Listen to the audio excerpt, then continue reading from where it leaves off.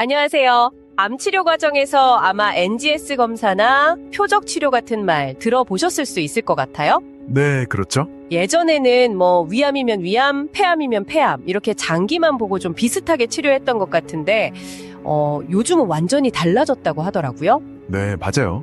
같은 암이라도 환자분들마다 그 원인이 되는 유전자가 다 제각각이라는 게 이제 밝혀졌기 때문이죠. 아, 그래서 그렇군요. 네, 바로 그 지점에서 암 치료의 어떤 패러다임이 바뀌고 있는 겁니다. 그래서 오늘은 삼성서울병원 혈액종양내과 자료를 바탕으로 이 NGS 암 유전체 검사, 이게 도대체 뭐고 또 치료 과정에서 어떤 의미가 있는지 좀 깊이 파헤쳐 보려고 합니다. 좋습니다. 오늘 저희 목표는 명확하네요.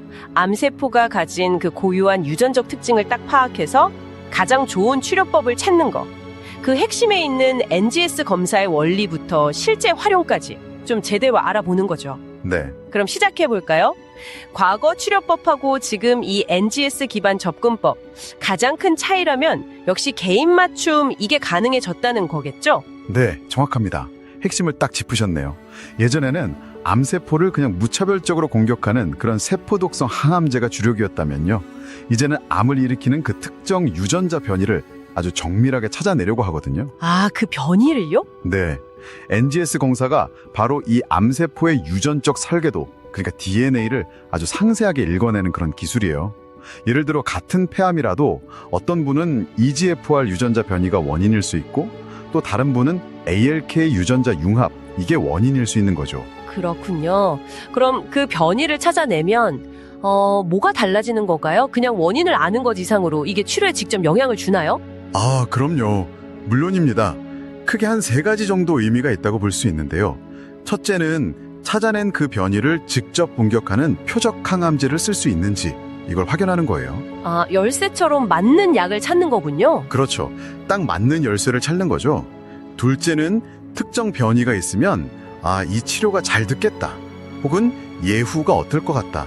이런 예측의 중요한 단서가 되고요. 네. 마지막으로 혹시 치료하다가 약이 잘 안 듣게 되는 경우, 그러니까 내성이 생겼을 때 왜 그런지, 또 새로운 변이를 찾아서 다음 전략을 짜는데 아주 결정적인 도움을 줍니다. 그러니까 암세포의 약점을 정확하게 찾아내는 거네요. 근데 교수님, 이 유전자 변이라는 게 구체적으로 뭔가요?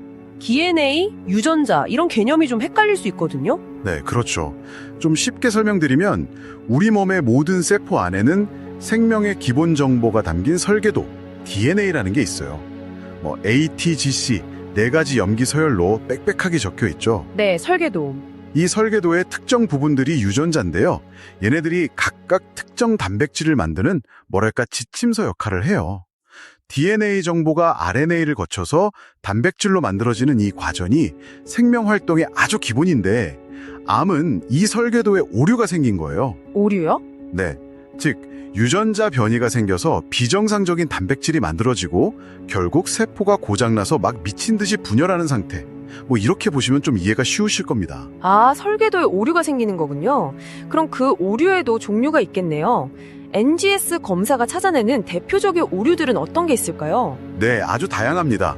예를 들면 글자 하나가 잘못된 거, 이걸 점돌연변이라고 하고요. 오타 같은 거죠. 네네. 또 짧은 DNA 조각이 통째로 추가되거나 삭제된 삽입 결실도 있고요. 전혀 다른 유전자가 잘못 붙어버린 유전자 융합, 또 특정 유전자 설계도 페이지가 통째로 여러 장 복사되거나 없어진 유전자 복제수 변이 같은 것들이 대표적입니다.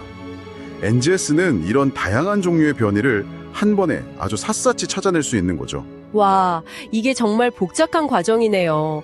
그럼 이 검사는 실제로 어떻게 진행이 되는 건가요? 그리고 또 비용은 어느 정도나 생각해야 할지 궁금해요. NGS, 이게 차세대 염기서열 분석이라는 건데요. 엄청나게 많은 DNA 조각 정보를 동시에 그리고 아주 빠르게 읽어내는 기술입니다.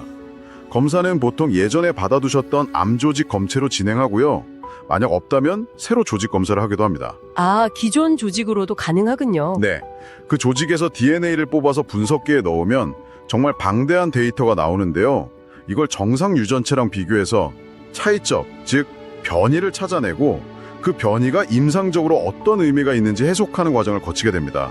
비용은 현재로서는 폐암 등 일부 암을 제외하면 아직 보험 적용이 안 돼서요. 병원마다 조금씩 차이는 있겠지만 대략 한 150만 원 내외로 알려져 있습니다. 비용 부담이 좀 있긴 하지만 그만큼 정밀한 정보를 얻을 수 있다는 거군요. 실제 사례를 들어보면 더 와닿을 것 같아요. 그렇습니다. 예를 들어 어떤 담도암 환자분의 NGS 검사 결과에서 IDH1 PRC1326라는 변이가 나왔다고 해보죠. 이게 뭐 암호 같지만 IDH1 유전자의 132번째 아미노산이 바뀌었다 이런 의미거든요. 네. 중요한 건 이 변이가 있을 때 이보시데닙이라는 표적 치료제가 효과를 보일 가능성이 높다는 임상 데이터가 있다는 겁니다. 실제로 이 환자분은 이 약으로 치료 효과를 보고 계시고요. 와, 특정 변이가 특정 약이랑 바로 이렇게 연결이 되는 거네요. 혹시 다른 예시도 있을까요? 다른 담도암 환자분 사례인데요. 이번에는 두 유전자가 비정상적으로 딱 합쳐진 FGFR2 키아 1989 유전자 융합이라는 게 발견됐어요. 유전자 융합이요? 네, 이것도 암을 유발하는 굉장히 강한 변인데 다행히 이 FGFR2 유전자의 활동을 딱 막는 페미가트닙이라는 표적 항암제가 개발되어 있습니다. 이 환자분도 그래서 이 약으로 치료 중이시고요. 결국 NGS 검사는 암세포의 설계도를 아주 정밀하게 분석해서 어디가 고장났고 또 어떤 약점으로 공략해야 할지 그걸 알려주는 핵심 정보라고 할 수 있죠. 이야, 정말 강력한 도구네요. 그런데 만약에 검사를 했는데 마땅한 표적 치료제가 없는 변이만 나오거나 아니면 특별한 변이가 아예 발견되지 않으면 어쩌죠? 그럼 검사가 좀 의미 없어지는 걸까요? 절대 그렇지 않습니다. 이게 정말 중요한 포인트인데요. 설령 표적 치료제가 당장 없다고 하더라도 NGS 결과는 여전히 가치가 높습니다.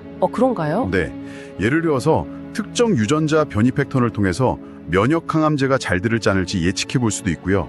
또 암의 전반적인 악성도나 예후를 판단하는 데에도 아주 중요한 정보를 제공하거든요. 치료의 큰 그림을 그리는데 필수적인 데이터인 거죠. 단순히 표적약 찾기 이게 아닌 겁니다. 그렇군요. 그러니까 표적 가능 여부를 떠나서 치료 전략 전체에 영향을 미치는 정보다 이런 말씀이시네요. 네, 맞습니다. 자, 그럼 정리해보면 NGS 암 유전체 검사라는 건 암세포의 그 유전적인 약점을 정확히 파악해서 가장 효과적인 무기를 선택하게 돕는 그야말로 정밀의학의 나침반이다. 이렇게 말할 수 있겠네요. 그렇죠. 환자분들의 힘든 치료 여정에서 정말 중요한 길잡이가 되어줄 수 있을 것 같습니다. 네, 핵심은 결국 여러분의 암에 대한 가장 정확한 정보를 얻는다는 데 있습니다. 그러니까 담당 주치의 선생님과 NGS 검사 시행 여부라든지 또 그 결과가 어떤 의미인지 충분히 상의하셔서 최선의 치료 계획을 세우시는 게 무엇보다 중요합니다. 네, 오늘 저희가 살펴본 이 NGS 검사는 지금 이 순간 암의 유전적인 스냅샷을 보여주는 거잖아요. 그런데 여기서 한 걸음 더 나아가서 이런 질문도 던져볼 수 있을 것 같아요. 암세포라는 게 치료 과정이나 시간이 지나면서 유전적으로 또 변화하지 않을까요? 충분히 그럴 수 있죠. 그렇죠. 미래에는 이렇게 실시간으로 변하는 암의 유전 정보를 계속 추적하고 예측하는 기술이 지금의 맞춤 치료를 또 어떻게 혁신하게 될지 한번 상상해 보시는 것도 흥미로울 것 같습니다.